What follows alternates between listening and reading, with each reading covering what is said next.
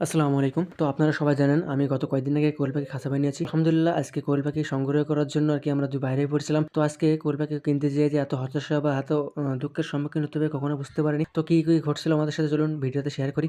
আমাদের দিকে যারা ফার্ম করে বা যারা ফার্মে কোয়েল পাখি চাষ করে তো তাদের কাছ থেকে খোঁজখবর নিয়েছিলাম। তো তারা বাচ্চার দাম অনেক বেশি বলতেছিল। বিধায় হচ্ছে আমি অন্য জায়গায় খোঁজখবর নিয়ে সেখানে কিনতে যাচ্ছিলাম। তো আমি জানতাম না বলে বা আমি জানতাম না কোয়েল পাখি বিক্রি করে। তো মাঝখানে যে টি-শার্ট পরা লাল ছেলেটা দেখতে পাচ্ছেন, তোকে নিয়ে আমি আর আমার চাচাতো ভাই সবাই সেই চাচার উদ্দেশ্যে আসলে আমরা ভুল একটা জায়গায় চলে গিয়েছিলাম বা লোকটার নাম সব একই ছিল কিন্তু লোকেশনটা ভুল ছিল। যার কারণে আমরা ওখানে যেয়ে বসেছিলাম। তো মাগরিবের আজান দিয়েছিল। মাগরিবের নামাজ পড়ে আমরা এখানে দাঁড়িয়েছিলাম। তো চাচার সাথে দেখা হয়, চাচাকে যখন জিজ্ঞাসা করলাম, "চাচা আপনি কিসে কোয়েল পাখি বিক্রি করেন?" চাচা বলতেছিল যে, "না।" তো ঠিক আছে সেখান থেকে ভুল লোকেশনে যাওয়ার পর আমরা ওইখান থেকে হতাশা নিয়ে বাড়ি ফিরবো না বা ঠিক করে গেছিলাম যে আজকে কোয়েল পাখি যে করে হোক নিয়ে যাবো। তো ওইখান থেকে আরেকটা বাজারে গেছিলাম। তো বাজারে যেয়ে খোঁজখবর নিচ্ছিলাম।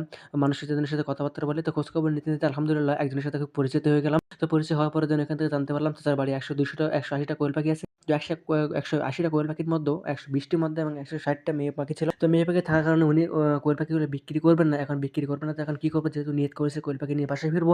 এর জন্য কি করলাম? চাচাকে বললাম, "চাচা আমি ডিম ফোটালে ডিম ফোটানো কি সম্ভব?" চাচা বলল, "হ্যাঁ, আমার ডিমগুলো ফুটালে বাচ্চা ফুটবে ১০০% সিওর।" তো যেহেতু চাচাকে দেখে মনে হচ্ছিল না চাচা মিথ্যা বলতে পারে, চাচাকে দেখে মনে হচ্ছিল চাচা সত্যি বলছে। এজন্য আরকি কোনো দেরি করলাম না। তো অনেক কথাবার্তা বলার পরে আমরা ডিমগুলো নিলাম। তো দেখুন চাচা আমাকে ডিমগুলো খুব সুন্দরভাবে গুছিয়ে দিচ্ছিল।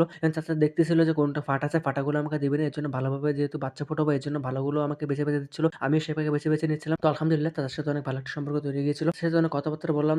তো চাচা আপনারা এখন জিজ্ঞেস করতে পারেন যে ভাই ডিমগুলো কত করে পিস নিয়েছিল? তো আপনারা সবাই জানেন যে কোয়েল পাখির ডিমগুলো দিয়ে বাচ্চা ফোটানো সম্ভব। সেই কোয়েল পাখির ডিমগুলো তুলনামূলক একটু দাম বেশি নেয়। তো আলহামদুলিল্লাহ আমি অনেক কমের ভিতরে পেয়ে গেছিলাম। তো রেগুলার যে দাম ছিল আমার কাছে সেই দামই নিয়েছিল। কারণ চাচা একসাথে সবগুলো নিয়েছিলাম বলে আরকি ডিম দামটা কমায় রাখছিল। তো এখানে আমি চাচ্ছিলাম ১০০ পিস বা ২০০ পিসের ডিম নিতে কিন্তু চাচার কাছে ছিল ৭৫ পিস। এজন্য ৭৫ পিস নিয়ে আরকি সংগ্রহ করতেছিলাম। তো চাচাকে বলেছিলাম, "চাচা আমার হয়তো আর ডিম লাগতে পারে। যেহেতু আমি ইনকিউবেটর দিয়ে ফোটাবো আমি ডিম লাগতে পারে দেন ডিম লাগলে আপনার সাথে যোগাযোগ করব।" তো চাচা বলছিল আমাকে যে, "ডিম যদি লাগে আমার সাথে যোগাযোগ করো। ইনশাআল্লাহ আমি তোমাকে ডিম দিতে পারবো। কোনো অসুবিধা নেই।" তারপরে আমি যে ডিমগুলো ভালো ডিম বেছে নিয়েছিলাম সেগুলো গুলে দিয়ে দিচ্ছিল। তো তারপরে ঠিক আছে আমার খুব ভালো লাগতেছিল কারণ অবশেষে আমি কোয়েল পাখি না কিনতে পারলেও আরকি ডিম ২ টা কিনলাম। তো অবশেষে কোয়েল পাখি কিনলাম আর মনটা ভালো লাগতো কারণ কোয়েল পাখি কেনার জন্য যেহেতু গেছিলাম। তো অবশেষে যোগাযোগ করে তারপরে আমরা আরো যোগাযোগ করি। যার জন্য গেছিলাম তাকে আমরা খুঁজে পাইছিলাম। তো অনেক রাত হয়ে গেছিল। এজন্য আমরা তার বাসায় যাই নাই। তো নিয়ত করছি যে আরেকদিন আমরা ওইখানে যাবো যে আরকি দেখবো দেখে যে ভালো কোয়েল পাখি আমরা দেখবো দেখে আমরা কোয়েল পাখিগুলো সংগ্রহ করে নিয়ে আসবো। তাদেরকে টাকাগুলো বুঝিয়ে দিলাম। তো টাকাগুলো বুঝিয়ে দেওয়ার পরে হচ্ছে বাসায় আসলাম। তো বাসায় আসার পরে আপনারা জানেন আমাদের মুরগির ফার্ম আছে। বাচ্চা বর্তমানে আমাদের ফার্মে আছে। তো সেগুলোকে খাদ্য দেওয়ার জন্য আমরা খাদ্য দিচ্ছিলাম। ভাত দিয়েছিলাম, একটু ভুসি, একটু কুড়া এবং ভুসি ফিড দিছিলাম। তো এগুলো দেওয়ার পরে সবকিছু মিক্স করে দেওয়ার পরে একটু পানি দিচ্ছিলাম। তো পানিটা দেওয়ার পরে ভালোভাবে মিক্স করে দিয়েছিলাম। আর মুরগিদের জন্য আমরা একটু শুকনো করে মাখিয়ে দিই। হাঁস আছে আপনারা জানেন আমাদের ফার্মে ২ টা হাঁসও আছে। কিছু হাঁস কয়দিন আগে বেঁচে দিয়েছি আরকি ২ টা হাঁস রেখে দিয়েছি চীনের হাঁস এগুলো বড় করার জন্য। তো এদের জন্য ফিড, ভুসি এবং কুড়া দিয়ে দিচ্ছিলাম। এদের ভাত দেই না। এবং হাঁসদেরকে মোটে ভাতই দেই না। এজন্য ভালোভাবে মিক্স করে দিচ্ছিলাম। আর হাঁসদেরকে মাখিয়ে আমরা ঝোল করে দিই। কারণ হাঁসেদের ঝোল খাবার খেতে একটু বেশি সুবিধা হয়। আলহামদুলিল্লাহ আমাদের মুরগির বাচ্চাগুলো দেখতে অনেক বড় হয়ে গিয়েছে এবং খুব সুন্দরভাবে খাওয়া-দাওয়া করতেছে। সে বাচ্চাগুলো দেখেন আপনারা মাশাআল্লাহ।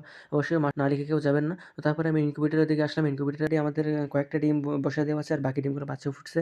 তো আরো কিছু ডিম বসিয়ে দেব ইনশাআল্লাহ কদিনের মধ্যে। তারপরে কোয়েল পাখিগুলো ডিমগুলো আমি গুলে ভালোভাবে বসিয়ে দিচ্ছিলাম। তো এগুলো আপনারা দেখতে পাচ্ছেন যে আমার কোয়েল পাখির যে সাইডে যে কাঠ দেওয়া আছে বা কাঠ মারা আছে শোলের সাথে। তো এই কাঠের উপরে আমি একটা খাঁচা করে দেব যেখানে কোয়েল পাখির ডিমগুলো থাকবে। তো এটা আমি দোকান থেকে করব এজন্য একটু সময় লাগবে। কাল পরশুর মধ্যে ইনশাআল্লাহ করে দিব। তো তারপরে ডিমগুলো সুন্দরভাবে বসিয়ে দিলাম। বসিয়ে দেওয়ার পরে আপনাদের সাথে দেখা ১৮ থেকে ১৯ দিন পরে। তো ভালো থাকবেন এবং আমার জন্য দোয়া করুন। ভিডিওটা এই পর্যন্ত। আসসালামু আলাইকুম রাহমাতুল্লাহ।